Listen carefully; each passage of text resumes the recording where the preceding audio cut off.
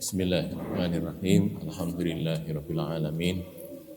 Asta'inuhu wa nastaghfiruh wa na'udzu billahi min syururi anfusina wa sayyiati a'malina. May yahdihillahu fala mudhillalah wa may yudlil fala hadiyalah. Asyhadu an la ilaha illallah wa asyhadu anna Muhammadar Rasulullah. Allahumma shalli ala Muhammad wa ala ali Muhammad amma ba'du. Ayuhan nas ittaqullaha mastata'tum wasma'u wa ati'u la'allakum turhamun. Kitab Bulughul Maram min Adillatil Ahkam, Kitabul At'imah, Bulughul Maram, susunan Ibnu Hajar Al-Asqalani. Kitabul At'imah, sekarang hadis yang ke 1326. Wa an Ibnu Umar radhiyallahu anhu, dari Ibnu Umar radhiyallahu anhu, annahu su'ila anil kunfud, annahu bahwasanya dia Ibnu Umar itu su'ila ditanyai anil kunfud, tentang landak. Kunfud itu landak. Faqala, lalu dia berkata, Ibnu Umar ini membaca ayat ini, Qul la ajidu fima uhiya ilayya muharraman ala ta'imin, dan seterusnya itu ya. Surat Al-An'am ayat 145 ya. Faqala syekhun indahu, maka seorang syekh, seorang tua indahu di hadapannya itu berkata, Sami'tu Aba Hurairah yaqulu, aku mendengar Abu Hurairah berkata, Dzukira 'indan Nabi, disebutkan di hadapan Nabi sallallahu alaihi wasallam, faqala, disebutkan landak itu. Landak bagaimana ya Rasulullah? Faqala, Rasul bersabda, khabithun minal khaba'is, binatang yang buruk dari binatang-binatang yang buruk. Khabis ya. Akhrajahu Ahmadu wa Abu Dawud wa isnaduhu dhaif. Ini dikeluarkan oleh Ahmad dan Abu Dawud, tapi sanadnya dhaif. Ini yang di Musnad Ahmad ya, barangkali nanti mau ngecek di hadis nomor 8954. Ini kalau Musnad Ahmad yang baru itu sudah ada nomor hadisnya ya. Di yang lama itu kan susah kita nyari karena tidak ada nomor hadisnya, kayak terus gitu, nggak pakai berhenti. Atas sana habis, atas sana lagi, jadi nggak ada jedanya. Mau ngitung hadis, mencari hadis itu agak susah. Padahal di mana? Mu'jamul Mufahros. Apa itu Mu'jamul Mufahros? Indeksnya ya, apa untuk mencari Mu'jamul Mufahros Al-Fadhil Hadis yang 9 jilid itu tulisannya kalau Musnad Ahmad itu Ahmad terus jilid berapa, terus halamannya. Ya, jilid 2 halaman 100 gitu. Nanti di jilid 2 kita lihat halaman 100, itu halaman itu apa? Kitabnya gede, tulisannya kecil-kecil gitu. Jadi golek halaman itu susah banget. Golek hadisnya itu susah sekali. Nah, kalau sekarang sudah ada nomornya gini lebih mudah ya. 8954 saya bacakan nih, singkat saja. Hadasana Sa'id bin Mansur, qala hadasana Abdul Aziz bin Muhammadin, qala an Isa ibnu Numaila al-Fazari an abihi qala. Dia berkata, Kuntu inda Ibni Umar, saya berada di hadapan Ibnu Umar. Ya, saya terjemahkan gini, sekedar memuatan hadisnya saja, mau diorek-orek ya boleh. Fasu'ila, maka dia ditanyai an aklil kunfud, ditanyai tentang memakan landak kunfud. Fatala hadhil ayah, lalu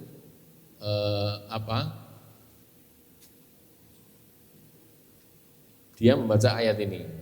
Qul la ajidu fima uhiya ilayya muharraman ala ta'imin, dan seterusnya ya. Kita buka saja ya, surat Al-Maidah Al-An'am gitu. Al-An'am ayat 145. Biar jelas ayatnya ya. 145. Ini.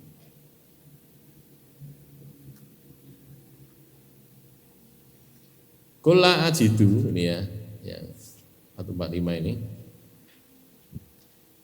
Kalau katakanlah la ajidu, aku tidak mendapati fima uhiya ilayya, pada apa yang diwahyukan kepadaku itu muharraman, diharamkan, ala ta'imin, atas makanan yang yat'amuhu dia memakannya, seorang pemakan yang dia memakannya, illa kecuali ayyakuna bahwasanya ada dia itu makanan itu adalah maitatan, bangkai, batang, bangkai, audaman masfuhan atau darah yang terpancar, karen itu ya, aulah khinzirin atau daging babi. Fa innahu rizsun, maka sesungguhnya dia itu adalah najis, rijis, kotor, au fiskon atau fasik, uhilla li ghairillah, diteriakkan untuk selain Allah.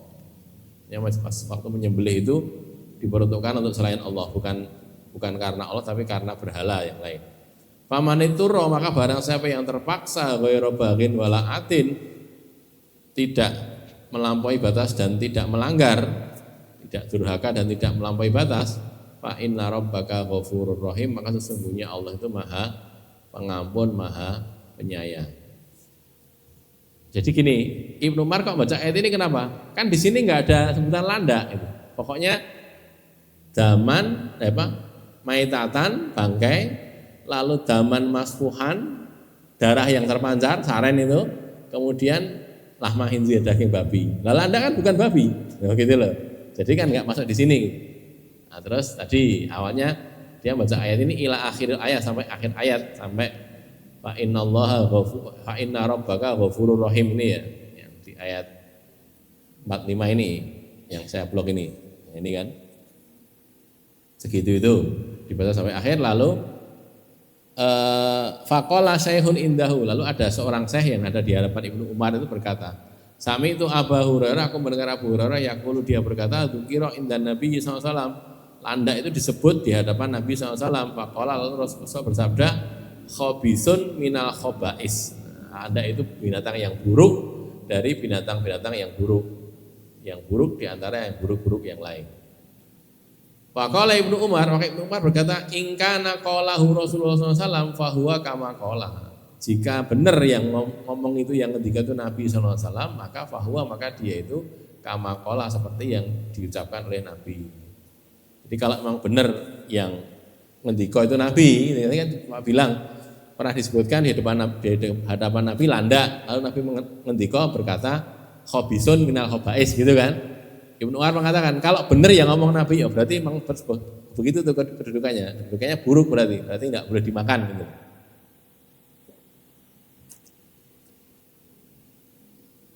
Karena Nabi berkata khobisun minal khobais. Cuman masalahnya hadisnya ini dhaif. Nah, jadi perselisihan nanti gitu. Berikutnya kalau yang di riwayatnya Abu Dawud, ini juga ada di Sunan Abi Dawud, hadisnya nomor 3799, nanti barangkali mau dicek.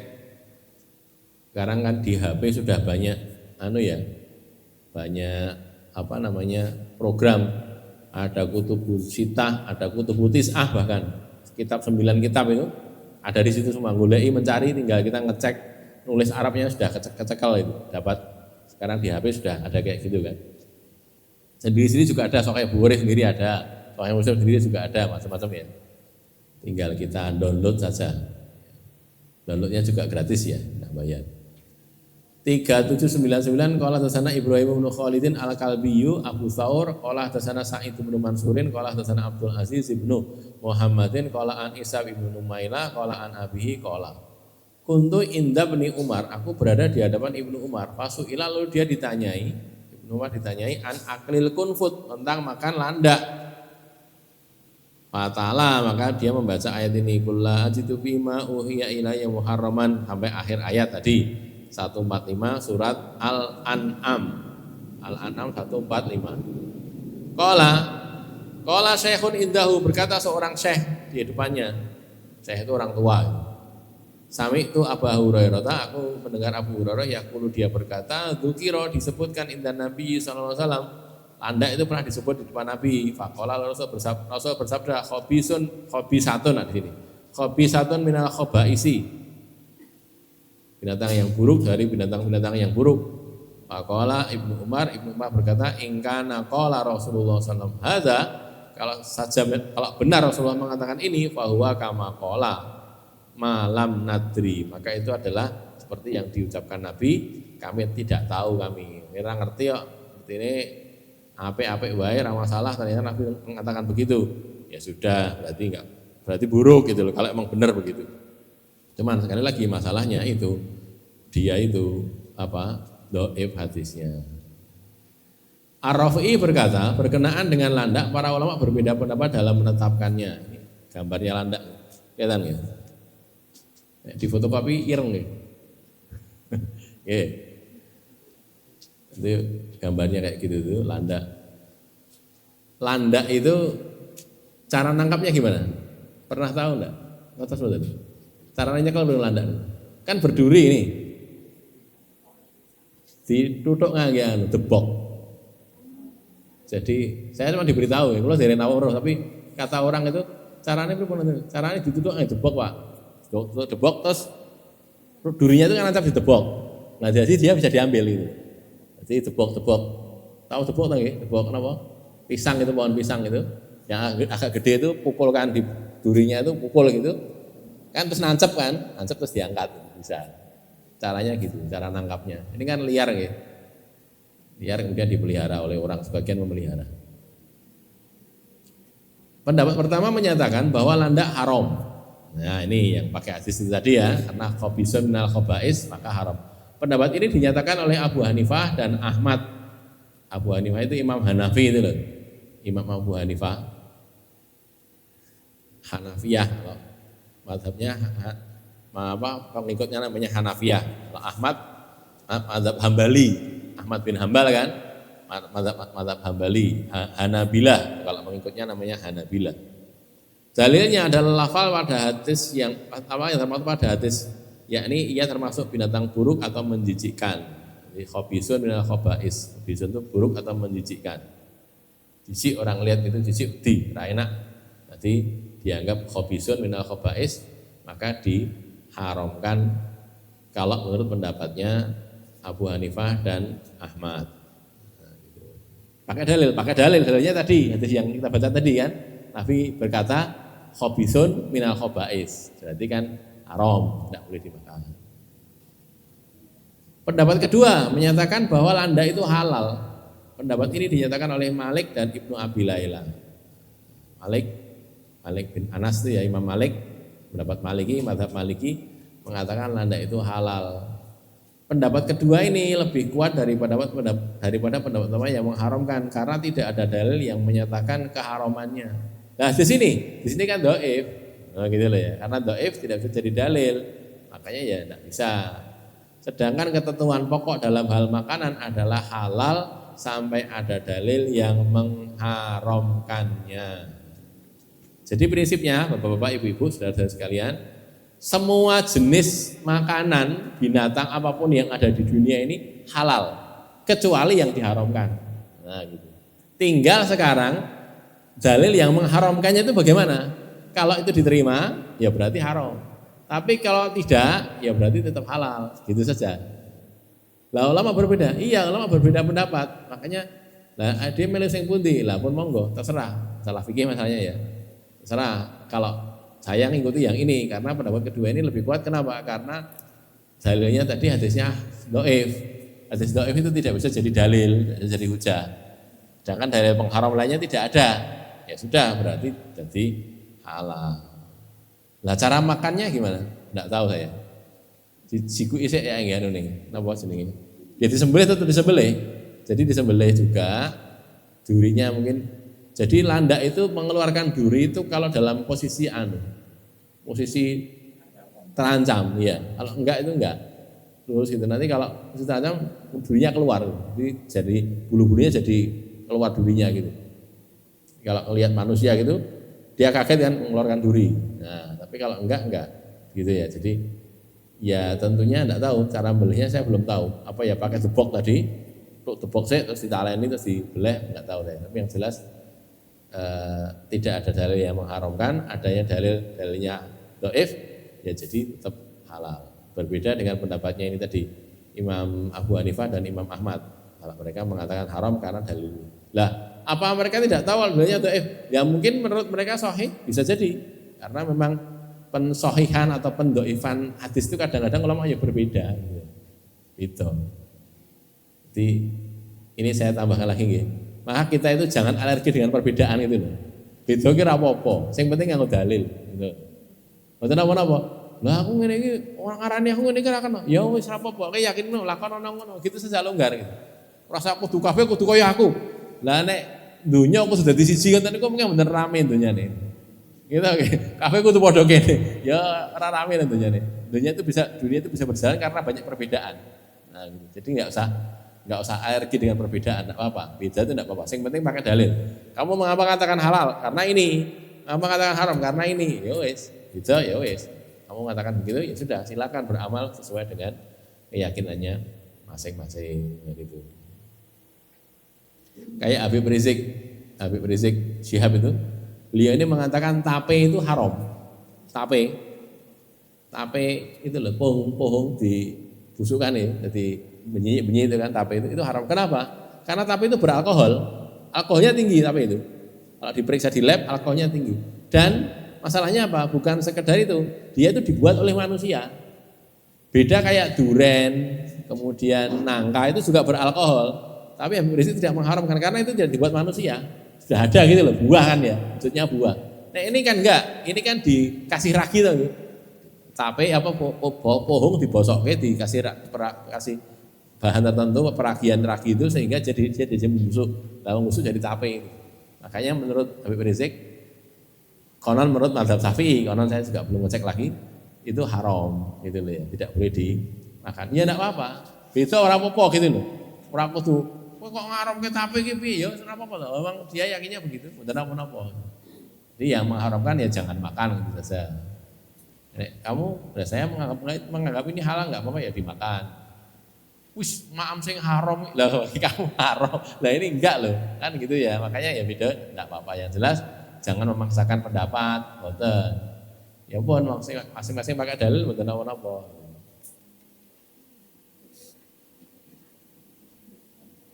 Ini juga saudara-saudara kita di Solo di Pasar Kliwon sedang ada haul Habib Ali bahwa kita tidak setuju atau tidak ikut begitu, ya hak kita. Tapi bahwa mereka begitu, mereka juga punya dalil loh.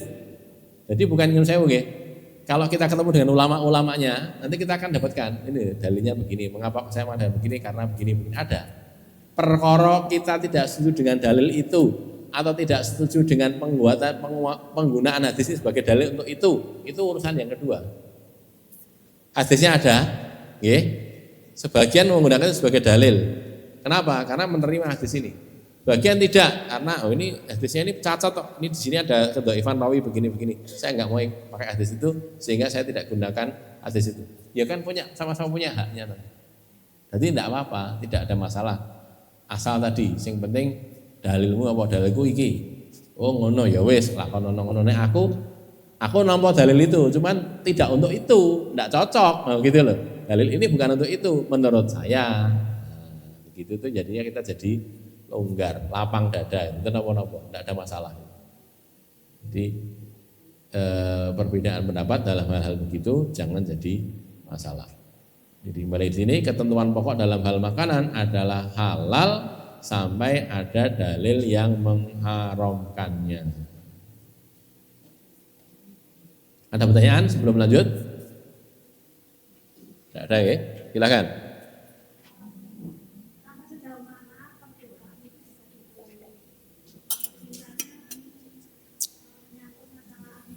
Ya. Ya. Ya. Kalau masalah akidah memang tidak bisa ditolerir, ya. Saya tidak percaya surga neraka ya berarti kafir karena ada dalam Al-Quran kan surga dan neraka itu. Tapi kalau Isra Mi'raj itu memang begini, sebagian ulama memandang Isra Mi'raj itu bukan dengan jasad beliau, tapi hanya ruh saja gitu. Jadi kayak orang mimpi gitu loh. Kayak orang mimpi. Nanti kalau kita baca hadisnya, hadis tentang Isra Mi'raj itu, memang bisa dipahami begitu. Hadis yang sahih ya, sahih Bukhari ya. Jadi ini dipahami sebagai ruh saja atau ruh dan jasadnya Nabi. Jadi beliau Nabi sak jasadnya, fisiknya atau ruh saja gitu loh. Itu memang berbeda pendapat ulama. Tidak apa-apa. Yang memandang itu ruh ya berarti ruhnya Nabi saja. Jadi kayak orang mimpi gitu loh. Kayak orang mimpi. Tapi betul-betul terjadi, bukan kok ngimpi, tapi betul-betul terjadi ya. Naik ke sini dan sebagainya itu. Yang lainnya enggak, jasadnya Nabi ikut gitu. Jadi cara dilihat di Mekah itu Nabi enggak ada gitu loh.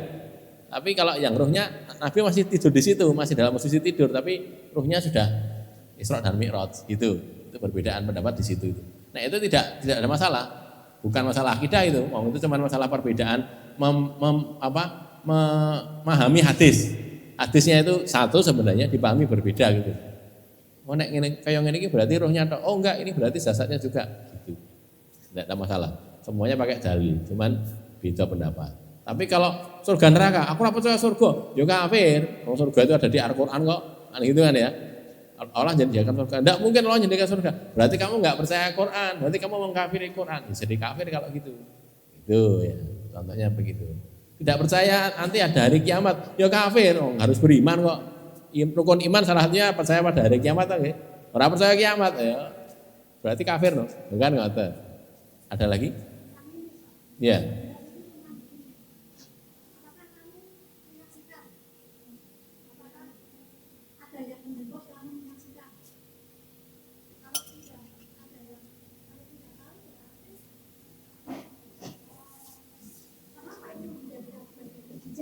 Oh ya salah kalau gitu. Oke, kalau gitu salah karena di hadis disebutkan kok di ayat ada, di hadis ada.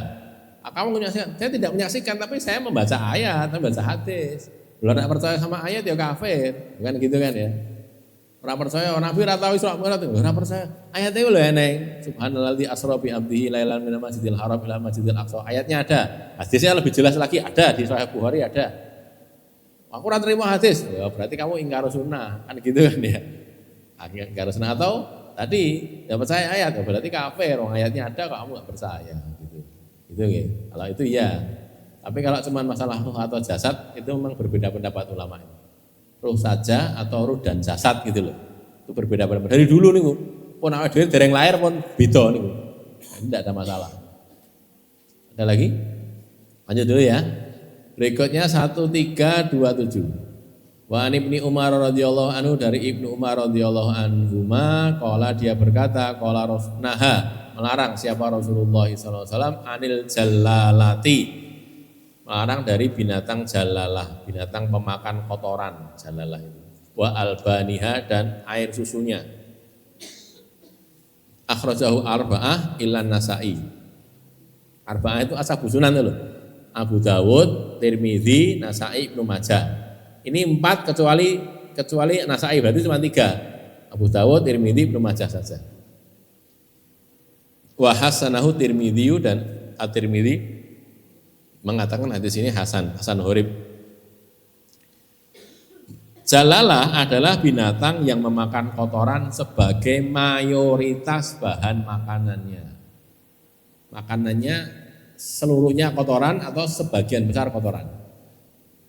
Jalalah itu kalau secara bahasa dari kalau lafal jullatun yang bermakna kotoran unta. Jullah itu artinya kotoran unta. Maksudnya jalalah binatang yang memakan kotoran. Binatang ini dapat berupa sapi, kambing, unta, ayam atau yang lainnya. Yang lainnya itu apa? Contohnya lele. Ikan lele itu loh, ikan lele, kolam, di atasnya ada apa? Kandang, gitu ya, kandang ayam kan. Terus dia masih makan kotoran ayam itu tadi, ayamnya melek di situ terus dimakan lele. Itu namanya jalalah, binatang jalalah. Jadi kalau itu kan kalau lele nggak ada air susunya tapi kalau ini kan ada kambing, unta, sapi kan ada. Ayam juga nggak ada air susunya. Tapi kalau sapi, kambing, unta ada. Kalau di sana kan nggak ada lele, maka yang dikenal ya sapi, kambing, unta ini. Ayam ada di sana, di Arab ada. Jadi ikan lele atau ikan lainnya yang diberi makan kotoran atau mayoritas makannya adalah kotoran juga termasuk jalalah. Misalnya ada ikannya tinggalnya di sungai. Lah sungai itu nyun sewu dipakai apa? Jamban untuk orang desa kan biasa kalau maaf buang air besar kan di sungai.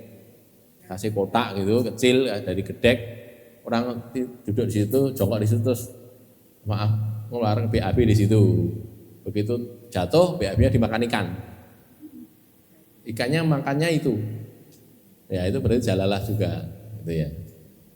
Ibnu Hazm menyatakan bahwa jalalah adalah istilah khusus untuk hewan berkaki 4 yang memakan kotoran. Kalau Ibnu Hazm begitu, berarti ayam nggak masuk, lele nggak masuk. Jadi cuman yang berkaki 4, apakah itu kambing, apakah itu sapi, apa kerbau, apa lagi, unta, pokoknya berkaki 4, kuda berkaki 4 pokoknya. Bila ada binatang yang mayoritas makanannya adalah makanan yang bersih, tapi ia juga makan kotoran, maka ia tidak disebut jalalah. Jadi walaupun dia memakan kotoran, tapi kalau cuma sebagian kecil, tidak mayoritas makanannya, itu bukan jalalah namanya. Nah, jadi ada ikan, dikasih makanan yang lain gitu ya. Terus tapi juga kadang-kadang kasih makan kotoran, kadang-kadang saja, persentasenya sedikit dibandingkan dengan makanan yang lain, itu tidak disebut jalalah. An-Nawawi sepakat dengan Ar-Rafi'i bahwa yang dijadikan patokan untuk menentukan jalalah itu bukan mayoritas makanannya. Kalau Imam Nawawi begitu, bukan mayoritas makanan, tetapi bau busuk yang ditimbulkan dari dagingnya. Jadi kalau binatang ini dagingnya berbau busuk, maaf, baunya kayak bau kotoran gitu, nah itu berarti itu jalalah, tidak boleh dimakan. Bila bau cairan tubuhnya atau dagingnya atau makanannya atau warnanya berubah, maka ia adalah jalalah. Biasanya yang saya oke, lele kalau kita makan rasanya kan kayak gitu. Dan ini rasanya itu agak gimana gitu sih? Kok rasanya kayak yang ini? Nah itu berarti jalalah. Jadi kita tahunya keri-keri ya enggak apa-apa, berarti jangan dimakan lagi gitu loh, karena baunya kayak gitu. Wah ini jalalah, ini tidak termasuk yang boleh dimakan. Makanya ya hati-hati gitu. Jalalah tidak boleh dimakan dagingnya dan tidak boleh diminum air susunya. Larangan pada hadis ini dihukumi makruh, bukan haram. Bukan sampai pada tingkat haram, tapi makruh saja. Ashabur Ra'yi, ulama mazhab Hanafi, dikenal dengan Ashabur Ra'yi, sering memakai Ra'yi soalnya ya. Karena memang pada masa Imam Abu Hanifah itu hadisnya belum banyak sih. Belum banyak hadis sampai kepada beliau dan belum ada kitab hadis yang ditulis, sehingga wajar kalau beliau hanya mengandalkan Al-Quran saja. Al-Quran padahal banyak yang tidak ada dalam Al-Quran, artinya detail hukum nggak ada, sehingga mereka menggunakan Ra'yi, maka sebutannya Ashabur Ra'yi. Asy-Syafi'i dan Ahmad bin Hambal menyatakan bahwa hewan jalalah tidak boleh dimakan dagingnya kecuali, ada kecualinya ya, bila beberapa hari sebelum disembelih ia diberi makan makanan yang bersih tanpa diberi makan kotoran lagi. Ketika dagingnya sudah enak, maka itu boleh dimakan. Jadi misalnya gini, ayam ya, ayam nih, ya ayam dikasih makan kotoran, atau kambing salah, kambing atau sapi ada makan kotoran itu. Dari kotoran dimakankan ke sapi tadi. Terus kalau dia mau disembelih, itu di hari-hari terakhir hidupnya itu jangan dikasih makan kotoran, gitu. Kasih makan yang lain, rumput kah atau yang lain yang bersih dari kotoran. Maka sesudah beberapa hari dia kasih makan itu, gambarannya itu sudah masuk ke pencernaan dia gitu loh. Bukan baru 1 hari mungkin belum termasuk ke pencernaan ya. Jadi kotoran itu kan mengakibatkan bau yang buruk, bau yang busuk. Itu sudah hilang, sudah dikeluarkan oleh si kambing atau si sapi atau si unta tadi. Terus dia makannya yang bersih, sehingga sudah jadi bersih, sudah masuk ke anggota pencernaan tubuhnya, sehingga yang masuk itu makanan-makanan yang bersih gitu. Sesudah itu baru boleh disembelih, boleh dimakan. Jadi caranya gitu, dikasih makan kotoran boleh, tapi nanti kalau mau dipanen coro lele gitu ya, mau dipanen seminggu sebelum dipanen jangan dikasih makan kotoran, kasih makan yang lainnya saja yang baik. Rentang waktu penghentian makanan kotoran dan pemberian makanan bersih bervariasi tergantung jenis binatang. Ini kalau ulama membahasnya gitu. Kalau unta atau sapi itu cukup 4 hari saja. Cukup 40 hari di ruangan. 40 hari kalau unta dan sapi. Mungkin karena pencernaannya lama ya. Kambing itu 7 hari, kalau ayam 3 hari. Jadi kalau misalnya punya sapi, delalah kok mayoritas makanannya itu kotoran gitu. Nanti kalau mau dijual untuk disembelih, kayak korban gitu, ya 40 hari sebelum korban itu jangan dikasih makan kotoran gitu loh. Biar jadi boleh dimakan. bukan jalalah lagi. Di Solo itu ada daerah namanya Putri Cempo. Itu TPA itu tempat pembuangan akhir, daerah Mojosongo, bagian utara Solo, bagian utara itu. Di sana itu ada sapi digembalakan di situ. Dia makannya ya makan sampah itu. Jadi ngais-ngais dari sampah itu makan. Ini saya tidak bicara jalalah ya, tapi dia makan sampah. Akhirnya ketika disembelih dagingnya itu baunya bau sampah. Jadi karena dia makannya kayak gitu tuh, sehingga ya akhirnya begitu. Jadi kalau sekedar itu bukan kotoran tapi sampah saja ya tidak sampai pada tingkat tidak boleh dimakan, tetapi kan tidak enak orang makan kan ya.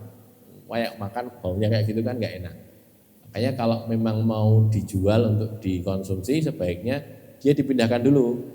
Jangan makan di situ, tempat lain di kandang dulu misalnya, dibawa ke kandang, dikasih makan makanan yang bersih. Kalau coro sapi berarti yang 40 hari, kalau kambing 7 hari gitu, baru kemudian dijual atau disembelih. Sehingga baunya daging itu sudah baik, tidak lagi bau yang busuk gitu. Maka di sini tergantung jenis binatangnya. Kalau unta atau sapi 40 hari, kalau kambing 7 hari, kalau ayam 3 hari.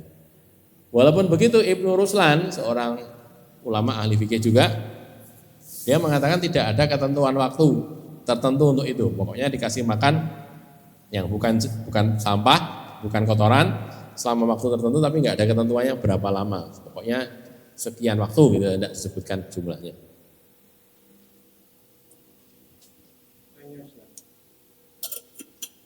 Monggo. Sekarang itu kan peternak sapi perah itu kan lombongnya itu pakai kotoran ayam yang masih kecil-kecil, itu kan pornya masih banyak, tapi itu kan bercampur dengan banyaknya, itu termasuk jalalah atau bukan? Kalau itu mayoritas makanan enggak.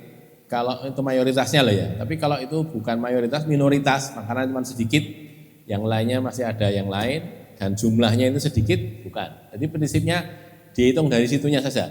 Nek akeh-akeh itu, persentasenya gitulah ya, persentasenya banyak itu, ya berarti itu jalalah. Tapi kalau cuma sedikit, bukan jalalah.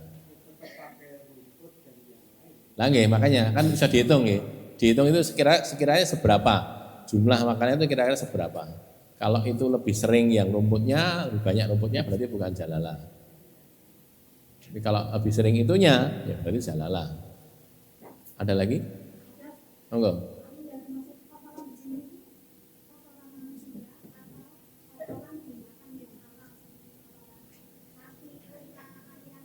Semuanya, semua kotoran. Nggih, semua kotoran. Tidak cuma kotoran manusia. Karena tadi nggih, dari kata-kata julah kan, julah itu kotoran unta. Jalalah itu dari kata-kata julah kotoran unta. Maka tadi kotoran ayam juga iya, karena itu tadi.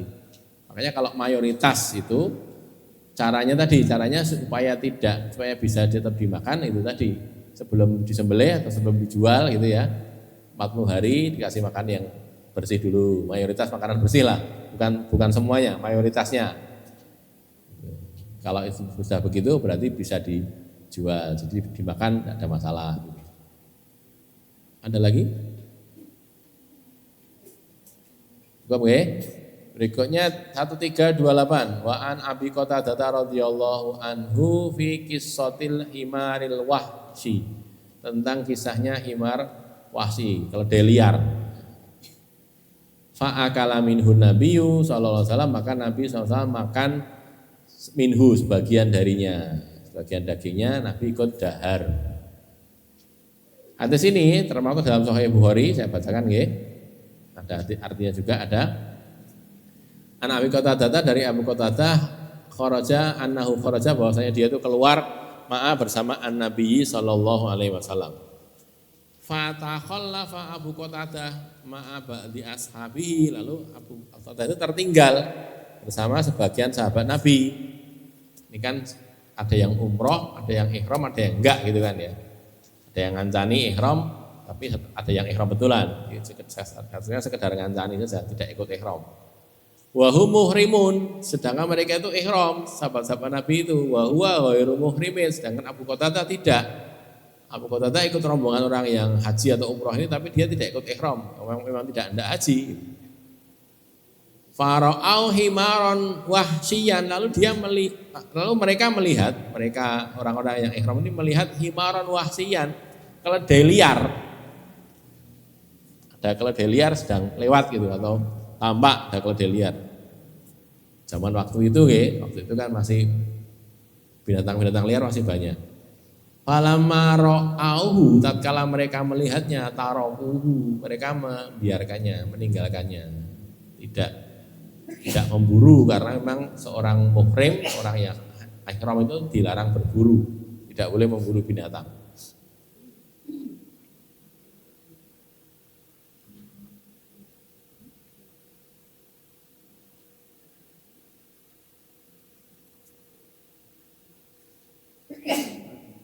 Ya.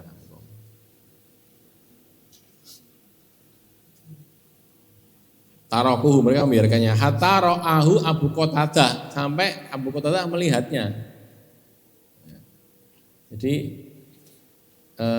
mereka melihat, tapi Abu Qatadah belum melihat. Tatkala melihatnya, mereka membiarkannya sampai akhirnya Abu Qatadah melihatnya. Akhirnya Abu Qatadah melihat. Terus farokiba farosan, lalu dia menaiki kuda. Wah, orang ada keledai liar, cuma dikejar gitu loh. Naik kuda, terus kudanya yang bernama Al-Jarodah. Farosan lahu yuqalu lahu Al-Jarodah. Namanya kudanya itu Jarodah. Kuda ini nggak disendengi, dinamai.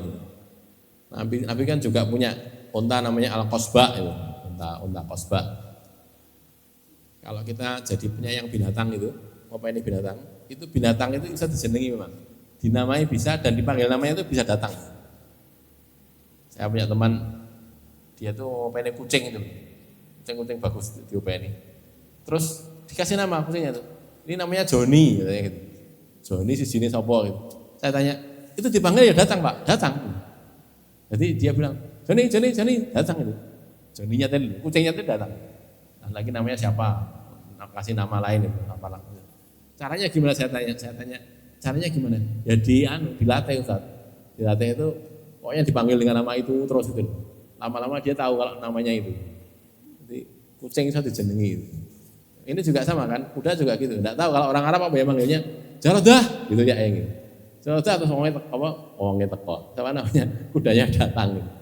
Apa gitu saya enggak tahu. Tapi yang jelas di situ begitu tuh bisa gitu loh. Saya melihat sendiri masalahnya. Lihat sendiri orang memanggil kucing dengan nama kucingnya itu dan kucingnya datang.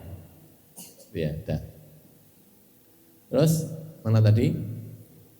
Fasa'alahum, lalu Abu Qatadah meminta kepada mereka orang-orang yang ihram ini ayunawiluhu sautahu, agar memberikan kepada Abu Qatadah sautnya. Saut itu cemeti, pecut itu loh.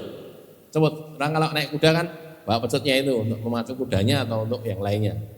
Fa'abau, tapi mereka enggan. Wah, aku naik ngiwangnya Abu Qatadah pakai berburu, nanti saya berarti kan membantu orang yang berburu. Padahal saya sedang ihram, enggak boleh kan? Mereka enggak mau mengambilkan. Fatana walahu, lalu Abu Qatadah mengambil sendiri. Dikuk dhewe wis untuk cukup jarak sik dikuk cemetinya. Fahamala, lalu dia itu mengejar, fa'aqarahu, mengejar si keledai tadi, fa'aqarahu, lalu dia menyembelihnya. Ini kok terjemahnya kurang ya? Terjemahnya kurang nih. Suma akala, kemudian dia makan, fa'akalu, lalu mereka ikut makan. Orang-orang yang ihram ini ikut makan. Wah, daging keledai liar ini enak ini. Makan. Fanadimu, lalu mereka menyesal. Waduh, Nah, ini kan binatang buruan ini. Binatang buruan, kita sedang ihram, kita makan binatang buruan kayak piye, wah, kita harus bayar jam ini kalau gini. Harus bayar denda ini karena melanggar aturan ihram. Salah satu aturan ihram kan tidak boleh berburu gitu. Tak oleh berburu. Saat ini orang mungkin berburu, enek gitu. Eneknya doro, apa sedikit perpati mau berburu juga nggak bisa. Artinya di sana kan tidak boleh dilindungi kan, makanya tidak boleh berburu di sana di tanah haram. Apalagi kalau sedang ihram. Falama kuhu tatkala mereka menemui Nabi, ketemu dengan Nabi. Terus mereka tanya gitu, ya Rasulullah, ceritanya itu gini ya Rasul. Kami itu ngelihat ada keledai liar. Kami diam saja. Kami nggak beritahu Abu Qatadah. Sampai akhirnya Abu Qatadah tahu sendiri, enek keledai liar kayak. Terus diuyak sama Abu Qatadah. Dikejar. Oh, waktu ngejar itu butuh cemeti, minta cemeti ke kami, tolong jikono tiba wi, jikono. Kami nggak ada yang mau. Enggak, ngewangi wong berburu. Saya sedang ihram nggak boleh gitu kan. Akhirnya Abu Qatadah ambil sendiri cemetinya, terus ngejar, dapat, dikejar pakai kuda itu, kecekal keledainya itu, dikejar, ketemu, terus ditangkap, terus disembelih oleh Abu Qatadah. Disembelih, dia makan dagingnya, sebagian dia berikan pada orang-orang yang ihram ininya, takainya daging ini. Mereka senang, wah ini enak dagingnya ini. Pernah makan daging keledai atau tidak? Nek kula dereng nate. Enggak tahu enaknya kayak ngopo gitu, enggak tahu. Barangkali pernah makan daging keledai. Terus setelah mereka makan apa? Mereka itu apa? Menyesal. Waduh, piye ini ya? Bacot makan ini, padahal ini binatang buruan ini. Kok kita harus bayar jam, bayar diat ini gara-gara melanggar aturan ihram. Nah, akhirnya mereka ketika udah pulang ketemu Nabi, terus tanya, ya Rasulullah, bagaimana itu? Gitu ya, ketemu Nabi, terus tanya gimana kami itu bacot makan itu gimana? Kami harus bayar apa yang harus kami lakukan untuk nebus itu kalau itu salah. Nabi malah mengatakan begini, hal ma'akum min husyai'un? Apa masih ada sisa itu dagingnya? Nah gitu, cik lah. Terus dia siapa namanya perawi hadis ini mengatakan ma'ana rijluhu, kami masih punya kakinya, sikil keledai masih ada kakinya, maksudnya masih ada daging berupa kaki itu loh, kakinya kan bisa dimakan juga kan. Fa'akhadhahan Nabi sallallahu alaihi wasallam, maka Nabi mengambilnya, fa'akalaha, lalu Nabi memakannya. Nah gitu. Tentunya dimasak sih loh nggih, ora kok sikil langsung dimakan gitu mboten nggih. Dimasak sih, dibakarkah atau dipanggang atau di apa waktu itu ya, biasanya dimasak. Terus didahar oleh Nabi. Padahal Nabi juga ihram, bukan gitu masalahnya ini.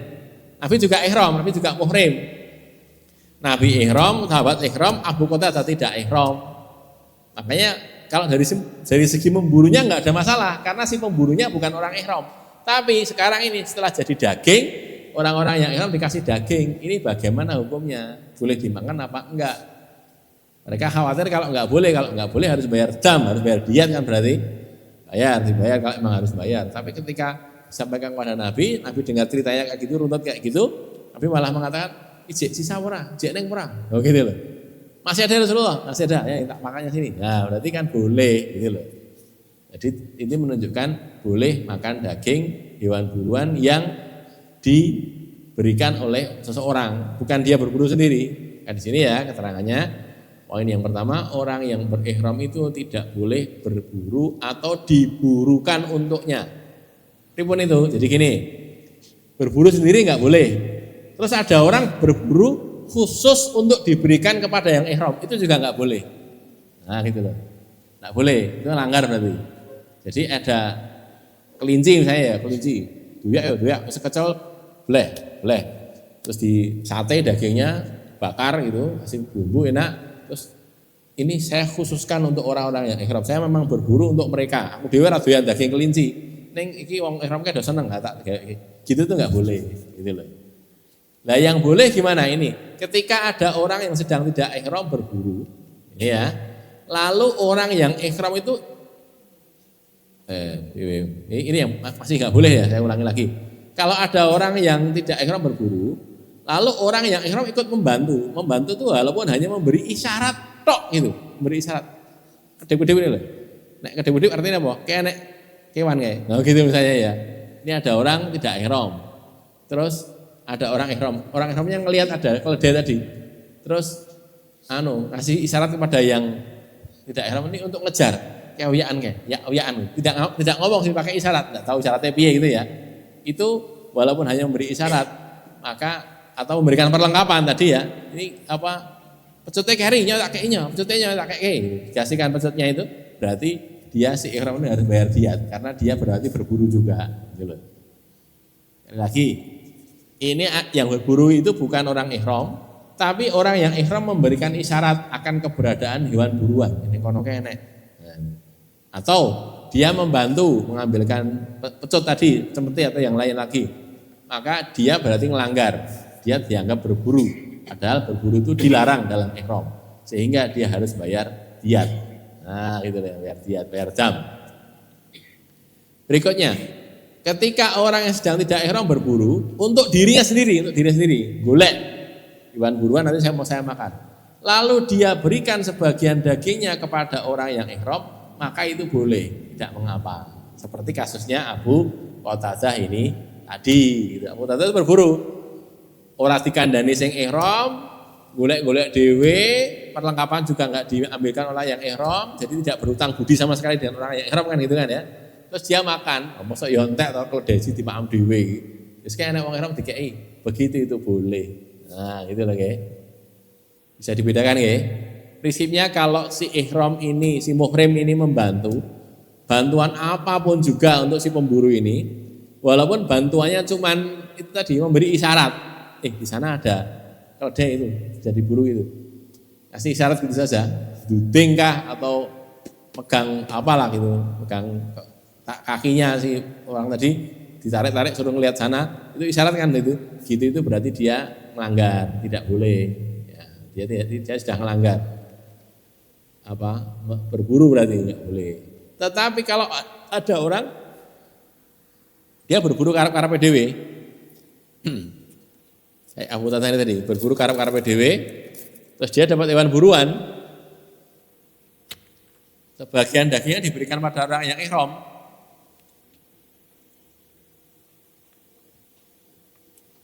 Sedangkan waktu berburunya itu dia orang yang ihram tidak membantu sama sekali, maka boleh dagingnya halal dimakan oleh orang yang ihram. Dia tidak melanggar aturan ihram, tidak harus bayar diat, gitu ya. Tidak harus bayar dam. Gitu. Keledai liar himar wahsi itu berbeda spesies dengan keledai jinak atau keledai negeri himaru ahli. Dalam bahasa Arab sebetulnya himaru wahsi sama himaru ahli. Ini yang jadi perbedaan di antara ulama. Sebagian mengatakan himar wahsi ini zebra, sebagian mengatakan begitu.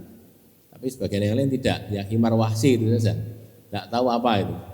Jadi, makanya yang pernah saya tulis dulu ya, himar wahsi itu memang sebagian ulama kata itu zebra. Jadi sejenis keledai tapi beda spesiesnya beda. Mungkin bentuknya hampir sama dengan keledai, mungkin lebih gede. Hewan keledai yang lorek itu ya, yang hitam putih itu kan zebra. Sampai di sini. Sebelum lanjut, ada pertanyaan barangkali? Kalau ada silakan. Oh.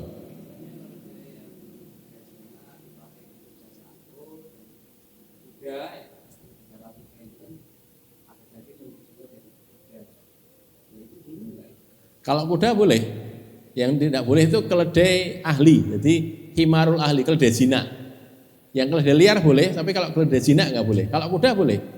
Kuda itu dagingnya nanti habis ini ya. Lah ini hadisnya berikutnya. Hadis sesudahnya tentang kuda. Keledai itu beda dengan kuda, beda lagi. Ini sudah pernah saya sampaikan nggih, seingat saya pernah saya sampaikan di sini kalau masih ingat. Keledai itu kuat membawa beban tapi tidak kuat lari cepat. Kan gitu kan? Kalau kuda itu larinya kenceng tapi membawa beban tidak begitu kuat. Jadi kayak akeh-akeh ra kuat jalan itu. Tapi kalau keledai walaupun bentuknya kecil gitu, dia bawa beban itu kuat, tapi melakukannya ya alon-alon gitu. Rasa banter-banter gitu. Cara misalnya truk nggawa pasir. Kuat to nggih, 10 ton kuat. Ya ning mlakukannya alon-alon to nggih. Rasa banter-banter nah gitu. Nek pas kosong biayaan gitu. Kalau truknya kosong biasanya nggawa pasir pas mangkat juga pasir sama Merapi gitu kan, mangkat mlakukannya mesti biayaan banter banget sih kan gitu kan. Karena itu gitu. Nah, orang-orang Arab sana atau orang-orang daerah sana itu mereka berusaha untuk menggabungkan dua kekuatan itu. Kudanya itu kecepatan larinya kencang, tapi bawa bebannya ringkih gitu ya, tidak bisa bawa beban banyak. Kalau keledai kecepatan larinya itu pelan, tidak bisa lari kencang, tapi kuat bawa beban. Terus dikawin silangkan, yang jantan kuda betinanya keledai atau dibalik. Jantan keledai, betinanya kuda gitu, dikawin silangkan. Muncullah binatang baru namanya bihol. Bihol itu. Wal halal, bihol itu halal. Bigol itu campuran antara keledai dengan kuda gitu ya. Terus ini maunya, orang itu maunya kan yo mlayune banter, nggawane kuat. Kan gitu tuh ya. Ya bisa jadi. Namanya kita pernah belajar genetika tuh ya. Ada kromosom X, kromosom Y itu loh, XXY, XX sama XY itu kan ya. Campur-campur gitu nanti kan bisa jadi. Jadi misalnya bapaknya ini ahli bahasa Inggris, kayak gitu kan ya. Ibunya ahli bahasa Arab, wah gitu kan. Wah anaknya pengennya dia anak pintar bahasa Inggris, pintar bahasa Arab, gitu kan. Ya bisa jadi, bisa jadi. Tapi bisa jadi pula orang yang bahasa Inggris, bisa bahasa Arab. Gitu. Bisa jadi gitu kan, namanya genetika itu kan gitu kan. Ada yang gitu lah, ini juga bisa. Engkau sidane bisa jadi anaknya itu ya kayak kuda cepat-cepat larinya kencang dan kuat menahan beban. Bisa jadi yang kalau keliru ya bukan keliru sebenarnya. Kemungkinannya kan ada beberapa kemungkinan. Kemungkinannya malah iki yo ngangkat beban yo ora kuat, mayune yo ora banter. Kan gitu tuh ya. Bisa jadi begitu. Ya namanya orang berusaha kan ya boleh saja tuh. Tapi Allah lebih kuasa. Baik, berikutnya kuda sekarang ya. Kalau ada lagi. An Asma binti Abi Bakar, dari Asma binti Abu Bakar radhiyallahu anha, qalat, dia berkata, naharna ala ahdi Rasulillah SAW farosan. Kami menyembelih pada masa Rasulullah itu farosan kuda. Fa'akalnahu, lalu kami memakannya. Ya, hadisnya muttafaqun alaih. Di Bukhari Muslim ini lafadznya sama sehingga tidak saya muatkan ya. Isinya kayak gitu itu. Nahar pada hadis ini maksudnya zabuh. Bedanya apa teman? Nahar itu menusukkan pedang atau belati untuk mengiris saluran napas dan saluran makanan pada unta. Sedangkan zabuh adalah mengiris saluran napas dan saluran makanan dengan belati atau sajam. Sajam itu senjata tajam. Sajam tingkatannya ya, sajam senjata tajam. Lainnya untuk hewan sapi atau kambing. Sebagian ulama menyatakan bahwa kuda itu bisa disembelih dengan zabuh dan bisa juga dengan nahar. Kalau lihat bentuknya gitu, itu kayaknya kuda itu kayak sapi gitu. Artinya zabuh berarti zabuh itu gini loh. Nah, digini kan, diiris. Gitu. Kalau nahar itu ditusuk. Jadi orang barangkali pernah lihat orang menyembelih unta, untanya itu berdiri gitu. Saya pernah lihat tapi di video di YouTube itu ada ya. Nanti cari saja. Nahar itu, tulis nahar atau penyembelihan unta itu. Nanti kan ada. Untanya berdiri, orangnya berdiri. Kan lebih tinggi untanya ya, lebih tinggi untanya kan. Orangnya itu dari bawah nusuk di bagian leher sini ditusuk pakai pedang. Tusuk gitu. Nanti darahnya keluar banyak. Terus dia nyingkir. Karena kalau nyingkir nanti dia ketibanan unta. Wong ketibanan unta itu ya iso ceklek sikile, ceklek tangannya ya. Wah, buat banget tuh unta itu. Jadi dia nyingkir, lalu lama-lama darahnya habis. Darahnya habis untanya jatuh, tiba plek gitu. Jadi unta itu kalau mau disembelih tidak perlu ditibak kayak sapi, enggak. Ya tetap berdiri gitu. Jadi gitu tusuk terus dia minggir, nyari unta yang lain tusuk lagi gitu. Jadi kandang itu ada beberapa unta. Itu ya anehnya unta itu gitu. Unta itu ngerti kancane dibelah itu ora melu ngewangi itu ya ndak itu. Makanya kalau ada orang Islam melihat orang lain dibantai kayak Palestina itu loh ya. Palestina dibantai wong Arab liyane kok meneng wae ora melu ngewangi kaya unta itu. Kaya unta karena iki patene siji, bareng kok liyane meneng wae, bareng patene liyane lho kan gitu loh. Itu gitu, kayak unta itu gitu. Unta itu satu disembelih itu yang lain enggak nyerang, yang nyembelih itu enggak. Ya diam saja deh kan. Nanti yang itu mati, nanti dia yang itu disembelih lagi. Saya lihatnya gitu, jadi di satu kandang itu ada beberapa ekor unta, penyembelih itu satu. Jaganya cuma satu, tusuk sini satu, terus dia minggir, tusuk yang sana, terus minggir lagi, tusuk yang sana gitu. Itu gitu. Semuanya akhirnya mati. Gara-gara ditusuk itu namanya nahar. Lah kalau zabuh tidak gitu, zabuh itu gini diiris. Jadi diiris sapi, kambing itu kan gitu zabuh. Lah konon sebagian ulama mengatakan kalau kuda itu bisa pakai zabuh, bisa pakai nahar, gitu ya. Saya belum pernah lihat kalau kuda disembelih, belum pernah lihat. Atau kalau tidak begitu, berarti nahar dalam hadis ini maknanya zabuh, gitu loh. Maknanya zabuh, sebutannya nahar tapi maknanya zabuh, menyembelih dengan mengiris. Lafal faros itu bermakna kuda, baik jantan maupun betina. Ini tidak ada faros atau farosah, itu tidak ada. Faros ya faros saja. Ya kuda jantan ya faros, kuda betina ya faros. Para ulama berbeda pendapat tentang kehalalan daging kuda. Ini juga berbeda pendapat lagi ya. Imam Syafi'i Syafi'iyah itu pengikut mazhab Syafi'i, ulama mazhab Syafi'i, dan jumhur ulama salaf dan khalaf menyatakan bahwa daging kuda hukumnya mubah atau halal, tidak ada kemakruhan padanya, tidak makruh, pokoknya halal, boleh dimakan, boleh. Dari kalangan sahabat Nabi dan tabi'in, ya tabi'in itu muridnya sahabat, generasi sesudah sahabat, yang menyatakan kehalalan daging kuda adalah Abdullah bin Zubair, Fadlah bin Ubaid, Anas bin Malik, Asma binti Abu Bakar, Suwaid bin Ghaflah atau Ghafalah, Alqamah, Aswad, atau ini kalau mulai atau ini mulai tabi'in ya, atau kemudian Sureh, Sa'id bin Jubair, Hasan al-Basri, ini tabi'in juga, Ibrahim an-Nakhai, dan Hamad bin Salama. Jadi mulai dari sini sana ini sudah tabi'in ya, sahabat dan tabi'in. Kemudian yang lain, Ibnu Abbas, Hakami, Malik, dan Abu Hanifah. Abu Hanifah itu Imam Hanafi itu loh ya, Imam Hanafi itu menyatakan makruhnya daging kuda. Nah, gitu. Abu Hanifah bahkan menyatakan bahwa makan daging kuda itu berdosa, tapi tidak dinamai dengan haram. Lah kok gitu? Dalil yang digunakan untuk menyatakan kemakruhannya adalah kalam Allah ini. Nah ini ya. Ini kalau pakai ini berarti bigol jadinya juga makruh ini. Nih saya bacakan ya. Hadisnya ini kan ayatnya wal khayla wal bighara wal hamira litarkabuha wa zinah. Ini surat An-Nahl kalau tidak salah ya. Coba kita cari ya.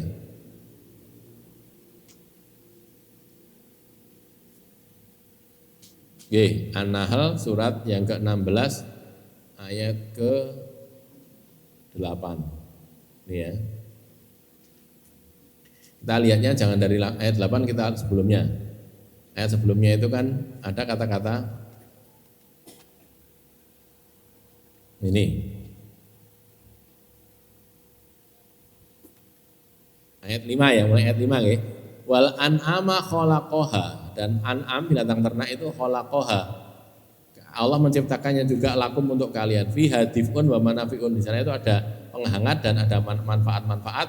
Wa minha ta'kulun, dan sebagiannya itu jadi kalian makan. Minha ta'kulun kan. Kalau al-an'am ada kata-kata ta'kulun gitu. Kalian makan. Terus walakum fiha jamalun hina turihuna wa hina tasraun, dan bagi kalian pada binatang ternak itu ada jamal, ada keindahan. Ketika kalian berangkat turihun itu kalau bersore-sore ketika pulang dari penggembalaan, wa hina tasraun, dan ketika kalian menggembalakan. Jadi orang menggembalakan ternak pagi hari gitu kan ada keindahan, bagus gitu loh. Oh, itu penggembala dan ternaknya banyak gitu. Pulang juga waktu sore itu juga ada keindahan. Maksudnya di ayat ini begitu. Terus di ayat ke-7 wa tahmilu asqalakum, dan binatang ternak itu membawa beban kalian ila baladin, ke negeri yang lam takunu balighihi, kalian tidak sampai ke sana illa bisikil anfus, kecuali dengan berat. Misalnya apa? Sapi gitu ya.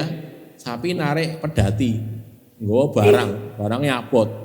Biasanya kalau zaman di desa dulu kan napa niku? Boto itu ya. Boto didolek kan ngangge sapi to niku. Sapi terus pakai napa niku? Gerobak. Nah, gerobaknya isinya boto, batu bata itu. Angkat itu. Coba sing ngangkat menungso. Wah, abot banget itu. Gitu ya. Abot kayak ngangkatnya nggawane piye angel. Misale saiki sapine diganti menungso, nek sing gelem gitu. Kowe ngangkat iki narik ya mau, enggak mau, abot kan gitu kan. Maka kuat bisa membawa itu. Terus lanjutannya ayat 8 tolong diperhatikan. Wal khayla, dan kuda, wal bighal, dan bighal tadi campuran kuda dan keledai, wal hamir, dan himar keledai, litar kabuha, supaya kalian menaikinya, wazinatan, dan jadi perhiasan. Bagaimana cara mengatakan ini tidak boleh dimakan? Gini loh. Yang di ayat tadi, ayat 6 tadi, itu ada kata-kata wa minha ta'kulun. Ayat 6 tadi, ayat 5 ya. Wa minha ta'kulun, sebagiannya kalian makan. Sedangkan di sini di ayat 8 ini kan cuman litar kabuha, terus yang kedua wazinatan gitu kan. Supaya kalian menaikinya dan jadi zina, jadi perhiasan. Maka khail, bighal, hamir itu kendaraan untuk dinaiki, bukan untuk dimakan. Gitu loh. Saya ulangi lagi nggih, mudah-mudahan bisa diikuti. Kalau yang tadi ayat 5, gak mau nih, udah betul-betul sama lagi. Tak bukan di sini. Ayat 5, kita perhatikan ya. Di sini kan ada kata-kata wa minha ta'kulun gitu kan. Sebagiannya kalian makan, maksudnya sebagian itu ya ora kok kabeh sapi dimakan kan enggak lah ya. Ada yang sebagian tidak dimakan untuk diambil susunya. Kan tidak semua unta dimakan juga, ada yang dikendarai kan gitu tuh maksudnya. Bukan kok bagian halal, bagian haram, bukan gitu. Tapi yang dimakan kan enggak semuanya. Maka minha ta'kulun artinya an'am, binatang ternak itu sapi, kambing, unta itu atau kerbau juga itu dimakan dagingnya. Tetapi kalau yang di ayat 8 tadi Allah tidak mengatakan begitu. Allah cuma mengatakan litar kabuha supaya kalian menaikinya wazinatan dan sebagai perhiasan. Bagus gitu loh. Udah yang gagah itu kan bagus. Makanya ulama ini kayak Ibnu Abbas, Hakami Malik dan Abu Hanifah ini ya, ini kan Imam Malik dan Imam Hanafi ya di sini. Ini mengatakan ini hukumnya tidak kok haram tapi makruh. Kenapa? Dalilnya ini Allah tidak nyebut makan loh, Allah cuma menyebut dinaiki kok. Nah gitu. Sedangkan pada binatang ternak yang enam tadi disebutkan makan, takulun gitu. Ini kok tidak, berarti tidak untuk dimakan. Makanya dagingnya makruh itu. Mudah-mudahan bisa diikuti ya. Dapat berusaha pelan-pelan. Kalau masih kurang nanti silakan ditanyakan. Dalil selanjutnya yang digunakan adalah hadis Khalid bin Walid. Selain ayat tadi, bukan ayatnya orang muni haram baik. Hadis Khalid bin Walid ini.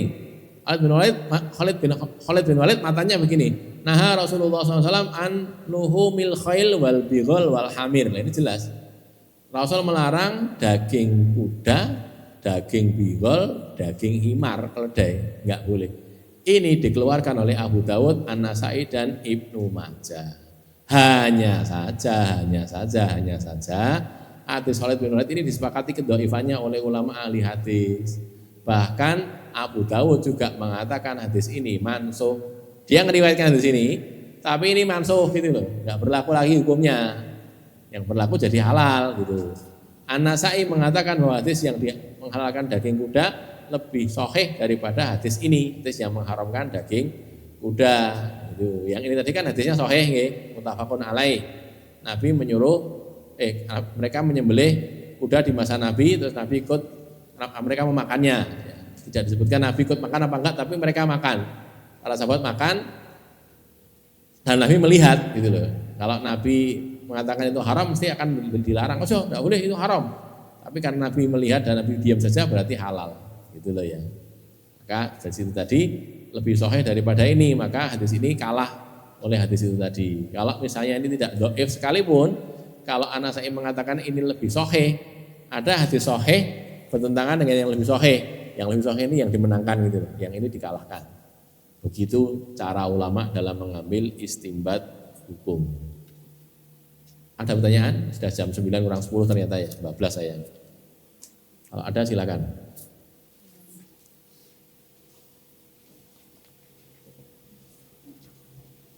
Tidak ada? Qulu qouli hadza, astagfirullah li wa lakum, alhamdulillah rabbil alamin.